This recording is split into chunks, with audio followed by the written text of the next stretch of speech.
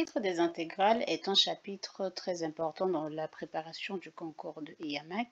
Bienvenue dans cette nouvelle vidéo. Alors aujourd'hui, on va travailler sur l'exercice 3 du concours de IAMAC cycle ingénieur de 2016. Donc si tu es nouveau sur la chaîne YouTube, je suis Clotilde Duquem et sur cette chaîne YouTube, je parle des mathématiques et de ses applications. J'ai accepté de préparer ou du moins de faire une centaine de vidéos sur la préparation de ce concours de IAMAC, dont on est presque à la 60e vidéo. Donc je te laisse regarder cette vidéo et je t'invite à regarder aussi d'autres vidéos si tu prépares ce concours. Donc sans plus tarder, on va commencer. Là, on a trois intégrales, I, J et K. La première question, on veut montrer que J est égal à K et J aussi est égal à 2 fois I. Donc si on prend J, je vais l'appeler plutôt Jn, hein, c'est égal à l'intégrale de 0 à pi des sinus dt, le tout à la puissance n dt. Alors je vais faire un changement de variable de la forme suivante. Posons U qui est égal à pi sur 2 moins t. On voit que la dérivée de U est égale à moins dérivée de t. Et de l'autre côté, on peut aussi remarquer que donc, t va être tout simplement égal à pi sur 2 moins u. Alors, pour l'intervalle de t, comme ceci, on va voir que u va varier en fait entre pi sur 2 et moins pi sur 2. Parce que en remplaçant t par 0, on aura pi sur 2 fois l'autre. Donc, je reviens dans mon intégrale, je vais remplacer, j'aurai donc Jn qui va être égal à l'intégrale de pi sur 2 à moins pi sur 2 de sinus de pi sur 2 moins u, et tout ceci à la puissance n, et je remplace le du, le dt qui est moins du. On voit que je peux tout simplement transformer ce moins, ceci devient l'intégrale de moins pi sur 2 à pi sur 2. Alors, gardez en tête justement le fait que sinus de pi sur 2 moins u égale à cosinus de u. Et à ce moment-là, on obtient tout simplement cosinus de u, le tout à la puissance n fois du. Ceci n'est autre chose que kn. Donc là, on a fait la preuve que un est tout simplement, que jn est tout simplement égal à kn.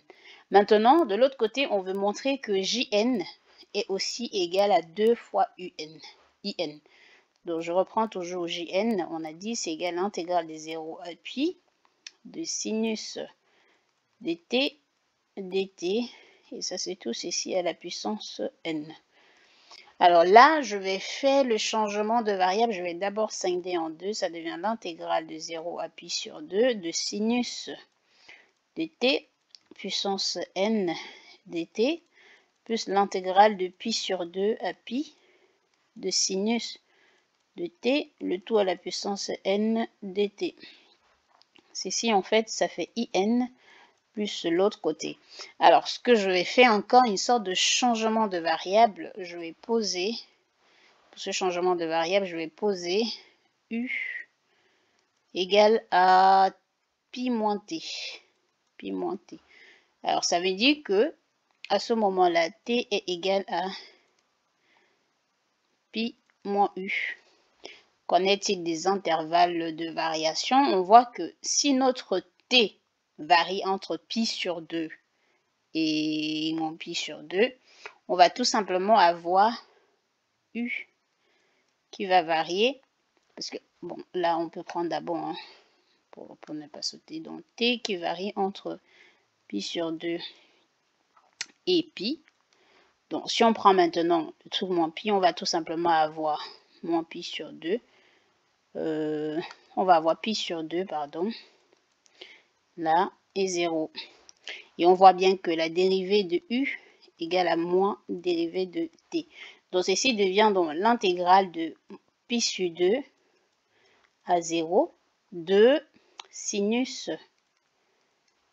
là. Et avec ce sinus, on va tout simplement écrire sinus de pi moins u, tout ceci à la puissance n, multiplié par moins du. Et ça nous fait IN plus l'intégrale, je transforme, appuie sur 2 de sinus de U, puisque ça fait directement sinus de U maintenant. Le tout à la puissance N du. Et ça encore, c'est IN. Donc, on obtient 2 IN. Donc, voilà, on a trouvé la réponse à la première question. Donc, on va passer maintenant à la deuxième question. La deuxième question ici, on veut calculer I0, IN et I1 et I2. On va copier ça.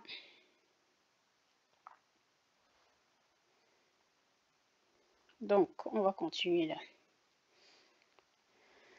Donc, comment on calcule? Regardons juste, on a notre IN qui est égal à ça, donc I0, si on fait l'intégrale de 0 à pi sur 2 de dt. Et on voit que ceci est égal à pi sur 2.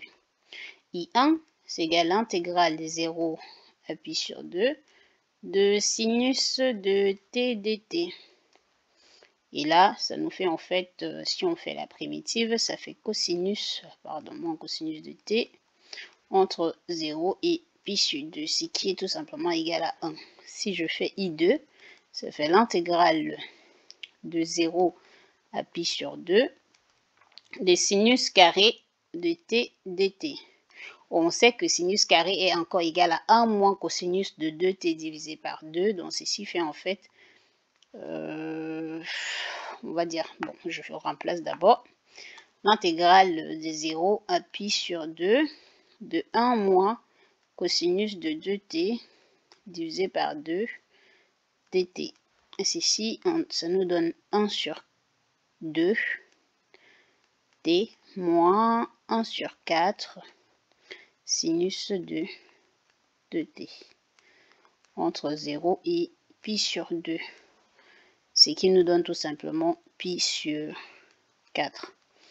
Donc I2 est égal à pi sur 4. Ok, il nous reste la troisième et la quatrième question. À la troisième question, on nous demande de trouver une relation entre IN plus 2 et IN. Pour trouver cette relation, qu'est-ce qu'on va faire?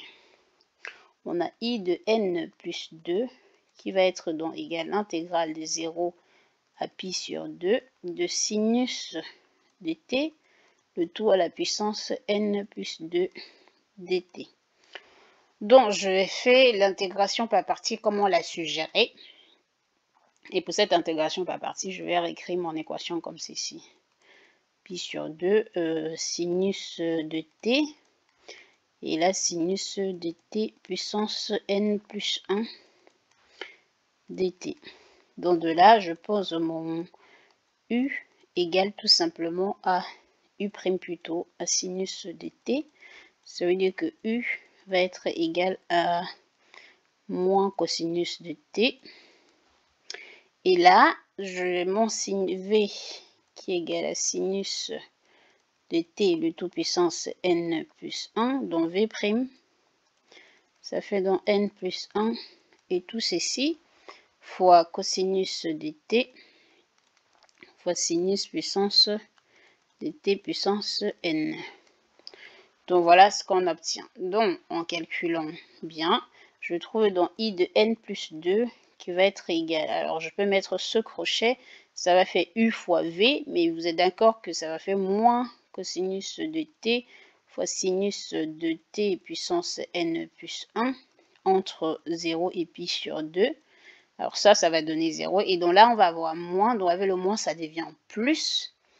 Et plus, donc on se retrouve plus n plus 1, l'intégrale de 0 à pi sur 2 de cosinus carré de t fois sinus de n plus 1 t.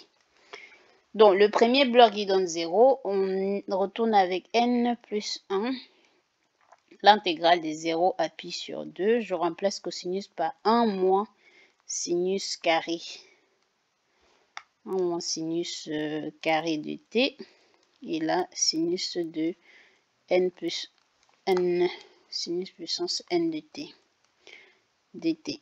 Donc, ceci nous donne au final, on va avoir n plus 1 fois l'intégrale des 0 à pi sur 2 sinus puissance n de t moins n plus 1 l'intégrale des 0 à pi sur 2 sinus puissance n plus 2 fois t. Plus 2 fois t dt. On voit que ceci, c'est encore i de n plus 2. Ceci, c'est i de n. Donc, on obtient alors, je fais traverser celui-là, on va obtenir n plus 2, i de n plus 2, égale à n plus 1 fois i de n. Ce qui veut dire que i de n plus 1 est tout simplement égal à n plus 1 divisé par n plus 2 fois i de n. n plus 2, alors ça n'aurait pas marché. Et on peut bien constater que on avait I0 qui était égal à pi sur 2. Et là, si on regarde I de 2, on voit bien que c'est pi sur 4. Donc la relation est bien vérifiée. Donc voilà, c'est tout pour cette question-là. Maintenant, on a la dernière question. Alors, n'ayant plus d'espace, je vais tout simplement l'écrire là. On a notre dernière question. Pour la dernière question, on voit que ici, on veut montrer que la suite IN,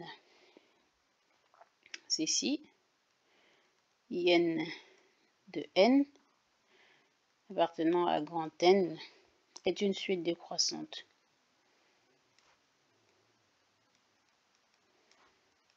Suite décroissante. Alors, on voit que I, si j'écris I de N plus 1, on va avoir l'intégrale des 0 à pi sur 2 des sinus de t, le tout puissance n plus 1 dt. Et donc, si je fais la différence de i de n plus 1 moins i de n, ceci égale l'intégrale de 0 à pi sur 2 des sinus de t, le tout puissance n facteur de sinus de t moins 1. Or, si on prend t dans l'intervalle 0 pi sur 2, on voit bien que le sinus de t va être strictement inférieur à ça, ou inférieur ou égal. Donc, on voit que ceci, en fait, est négatif. Donc, conclusion, donc sinus de t moins 1. Conclusion, on a i de n plus 1 moins i de n qui est inférieur à 0. Ce qui veut dire que i de n plus 1 inférieur à i de n. Là, ça entraîne tout simplement que i de n est décroissante.